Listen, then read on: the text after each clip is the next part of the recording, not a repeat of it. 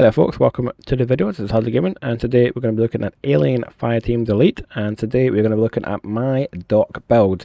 Now the dock class is a bit of a meme right now. It's generally regarded as by far the weakest of the available classes, and it's to the point where if you join a team, they might quit the match. Like if you're in a matchmaking, they might quit it if you stay with a dock. They don't want you, which is annoying because I've got more than enough experience to be able to actually build this reasonably well and fun, and still, I mean, more than once I've come out in top damage playing as a dock, which I don't know if it says more about me or the team members I'm playing with. So yeah, without further ado, let's just jump into my build. Now, as you can see, I'm using the Ballista Fletcher as my primary. This is because I'm generally quite good at getting my headshots. So I like to use this gun because it's got huge amounts of headshot potential. And the way I set it up is there was a precision hider for extra stability and weak point damage. I have got on the armor piercing magazine, which is handy against the big enemies, especially at range. And then I've got on the digital scope as well, which is probably the best scope in the game. So that's the Fletcher there, guys. My secondary here is the burst pistol. This is one of the guns that you can find in the real world, in the game world, and I believe it's only an intense level and above difficulty.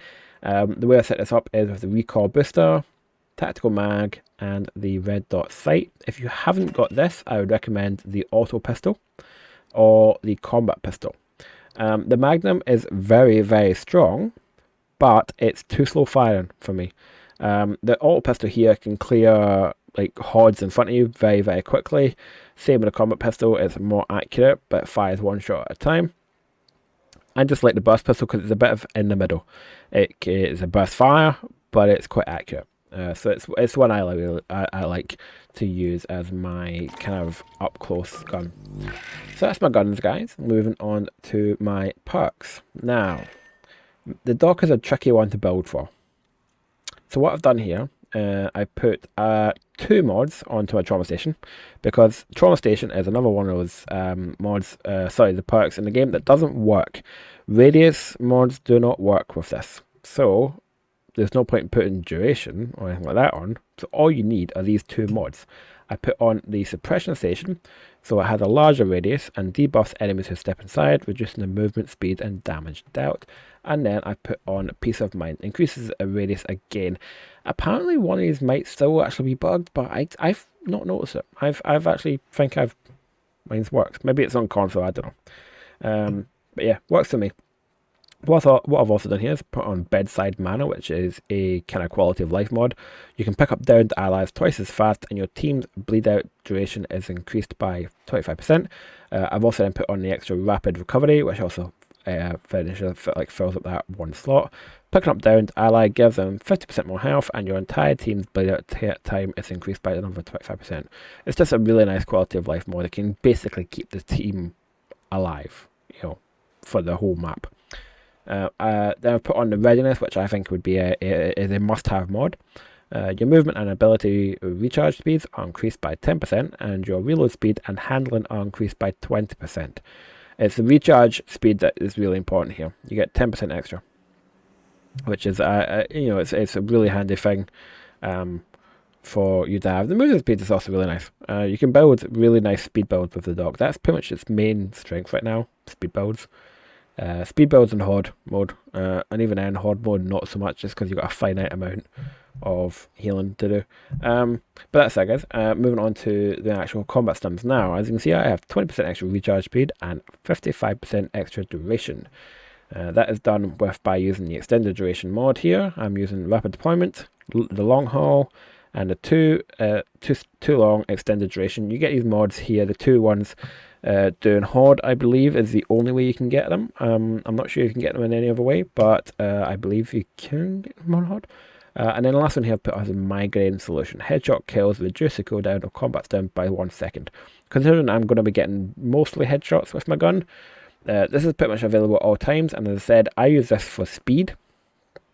You get my extra movement speed, and you can use this to run between fights. So when you run along the corridors, it can actually but see if you run fast enough, those jumping ones, they will miss you. So you can run along corridor and they will jump and they will miss, and it's actually really handy because they'll be like, what the hell? And then you can turn around and shoot it. And the last two I've put in here, sorry, I've got one more actually. I put on the strength and numbers. Field medic now also grants you 5% damage dealt and 5% resistance. So if you stay close to your enemies, you can get potentially 15% extra damage, 15% extra resistance. And then support system, your outgoing healing is increased by 20%. Now the reason that's really good is that essentially gives you 20% extra healing station. Because you heal 20% faster, so it's 20% less resources used to heal. And you now also gain 15% extra recharge speed while standing near you. Sorry, allies get it, not you. That is one of the strongest things that the medic can do. Basically, if you stay near your near your buddies, they recharge 15% faster. That is really strong. And then lastly, I put on downrange again, just because it works really, really well with that kind of sniper gun I've got. And also, I just didn't really have anything else to go there. You can maybe put on things like Neurotoxin, which might be handy against bosses. A lot of people use this. Don't. I really wouldn't recommend it unless you get hit a lot. Don't bother with this. It takes up 4 slots, and I've tried it a couple of times, and I think the most extra health I got was like 200, because I don't really get hit that often. So yeah, I wouldn't recommend that, to be honest. So that's it, guys. That is my dock build. When it comes to your consumables, I'd recommend using the hardened incendiary turret and the crowd grid here, which is really handy. I'm just using up some of my spare stuff just to clear this up, because I think it's going to end up with people having tens of thousands of these. I'm not sure. I've recommended that they can include assistance like allow us to sell these. Who knows if they'll put it in? It was a very highly upvoted thing on the Reddit thing, so maybe they will, maybe they won't. And that's it, guys. That is my medic build. As I said, it's built for speed, so you can go really fast for a good amount of time, which is handy, as I said, for between missions. Whilst you're here, guys, don't forget to pick up that's intel. Not everyone knows that. And if you ever testing out builds in here, you got ammo here if you ever need it. So yeah, that is my medic build. I hope you enjoyed it, and I hope you enjoyed the game so far, and I'll see you in the next one. Take care.